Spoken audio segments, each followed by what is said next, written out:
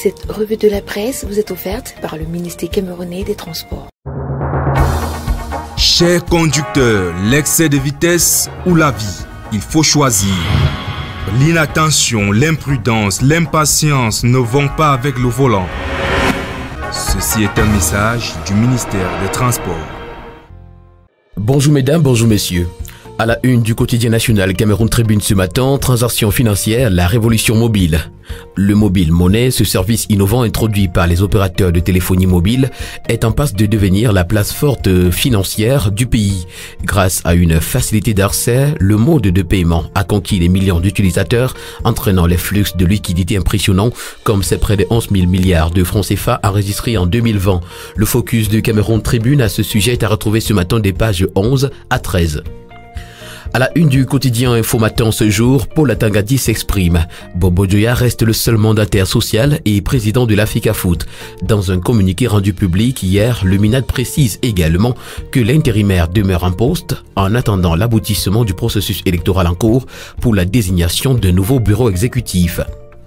À la une du quotidien Le Messager, on parle du RDPC dans le maillot d'Anaï. L'insoutenable forfaiture titre ce matin le quotidien de Feu Pius Ndiaoui.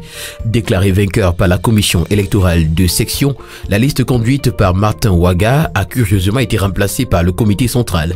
L'information, vous l'aurez en page 3.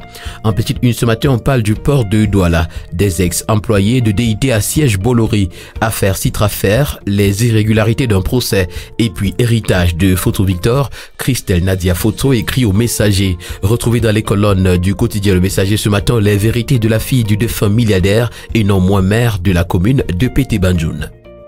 Maurice Kamto, le poète, titre ce matin à sa grande une le quotidien Le Jour. Le président du MRC publie 5 livres. L'information est à retrouver en page 5. Crise à l'Africa Foot également, passe d'âme entre Atangadi et Albert Bida. Les deux hommes se sont livrés à un échange épistolaire musclé au sujet de la légitimité de celui qui dirige cette instance. Et puis affaire Aïssi Mengue, le point est à retrouver des pages 2 à 3 du quotidien Le Jour. À la une du bi-hebdomadaire L'Anecdote, on parle des drames de Boya.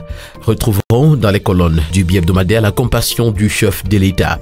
En petite une, on parle également d'élections à l'Africa Foot, l'assaut final, pacification du Nozo, les dessous des assises de Toronto et puis choléra, plus de 30 cas déjà enregistrés. La Nouvelle Expression, pour sa part ce matin, parle également de crise anglophone et s'interroge. Quel espoir avec la réunion de Toronto? En vue d'œuvrer pour un retour à la paix dans le nord-ouest et le sud-ouest du Cameroun, des acteurs de la société civile réunis autour de la Coalition for Dialogue and Negotiation ont échangé sur la question au Canada. Des résolutions ont été prises. Sauf que l'on se demande si cette initiative va porter ses fruits quand on sait que les efforts fournis par le cardinal Christian Toumi de regretter mémoire pour la tenue de la conférence générale anglophone s'étaient toujours heurtés à l'indifférence de Yaoundé. L'information, vous l'aurez en page 2 de la Nouvelle Expression qui parle des hémodialysés de Yaoundé, un malade gréviste sanctionné. Unité nationale, les Bamileke et le Cameroun. Médias et démocratie, l'ONU soutient la liberté de la presse et puis à La Haye, justice pour les journalistes assassinés. Le bi-hebdomadaire L'Indépendant s'interroge également ce matin à sa grande une. 6 novembre 1982, 6 novembre 2021, saura-t-il passer la main? Le renouveau à 39 ans ce 6 novembre 2021. Face à un certain désir d'éternité, il faut résister à l'ivresse du pouvoir et à tous ces courtisans qui, vautrés sur leurs privilèges, agitent l'illusion du pouvoir perpétuel. L'information est à retrouver en page 4. Retrouvez également, s'agissant de l'Africa Foot, le carton rouge du MINAD à Albert Bida. Le quotidien L'Info Chaud pour sa part ce matin, s'agissant de l'affaire citoyen réconciliateur Clotaire Guédion, nous renseigne que le PCRN accuse le MRC d'instrumentalisation. Dans une sortie hier mercredi 3 novembre, Anne Figon de Noah Biloa, porte-parole de Cabra Libi, précise que nos autres camarades, dont Jean-Louis Batoum, Fritz Franck Bessé, Bapes, se présenteront à la justice. Ils ne sont pas en cavale, comme annoncé par des cyberharceleurs communiquant de nos concurrents politiques. L'information est à retrouver en page 2. On parle également de détournement de 2 milliards de francs CFA. Banque postale du Congo, des hackers camerounais impliqués. Lutte contre le trafic des stupéfiants, des élèves du lycée d'Elik et Sono en uniforme arrêtés. Leadership, Grégoire Oona au conseil d'administration Cradat. Les ministres expriment leur appréciation. Le quotidien Mutation nous parle du Yaoundé nous présente les péchés capitaux, prolifération des montagnes d'ordures, dysfonctionnement chronique de la fourniture de l'eau potable, inondations, problèmes d'assainissement et bien d'autres. Les risques d'une expansion de l'épidémie sont légion. L'information vous l'aurez en page 7. Le quotidien nous renseigne également qu'en Guinée équatoriale, des Camerounais sont traqués. 6 novembre 1982, 6 novembre 2021, à la une de la Grande Tribune, le président Paul Biya, 39 ans, consacré au développement du Cameroun avec patience, endurance, dévouement et méthode. Le quotidien de Paul Guarekindi, Réalité Plus, pour sa part ce matin titre, qui parle encore de la FECAFOOT sans être Seydou Bombo-Dioya, va sentir le Minat Paul Atangadi. Kradat également, le ministre Grégoire Oona, réélu par acclamation à la tête du conseil d'administration. À la une de la Voix du Centre, on parle de la couverture santé universelle. Le plan Manaouda est à retrouver dans les colonnes du journal. Le ministre de la Santé publique fait feu de tout bois pour que ce projet passe du simple venu à la réalité. Mais tout n'est pas si simple. L'information est à retrouver aux pages 2 et 3. À la une du journal 7 Info, ce matin, on parle de lutte contre le Covid au Cameroun. Des fausses cartes de vaccination en circulation. Alors que le gouvernement camerounais prépare la 3e campagne d'intensification de la vaccination contre le Covid-19, des réseaux spécialisés dans les faux certificats de vaccination ont vu le jour avec la complicité de certains personnels et agents du ministère de la Santé publique.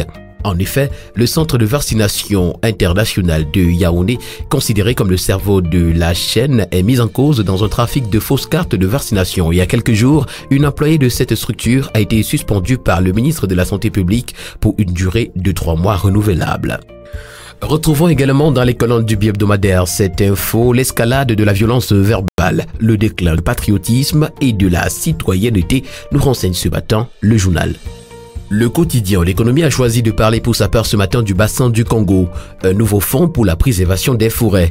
Doté de près de 983 milliards de francs CFA, c'est l'un des premiers résultats de la 26e conférence des Nations Unies sur le climat qui se tient actuellement à Glasgow en Écosse. L'information, vous l'aurez en page 3. On parle également en petite une ce matin de politique foncière en Afrique. La Banque africaine de développement plaide pour l'accès des pauvres à la terre.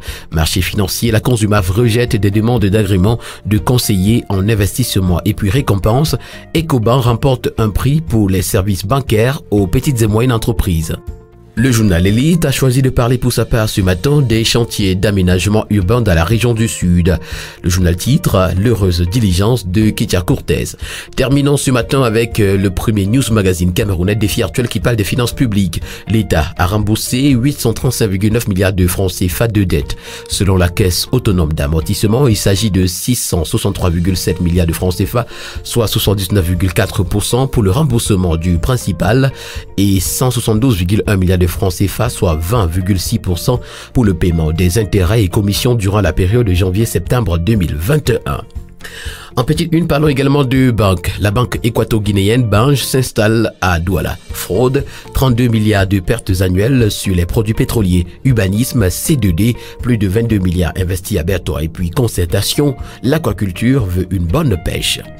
Mesdames et messieurs, c'est ici que prend fin cette autre édition de la Revue de la Presse. Merci de l'avoir suivi et rendez-vous demain pour une toute nouvelle sortie. D'ici là, portez-vous bien. Bonne journée à tous.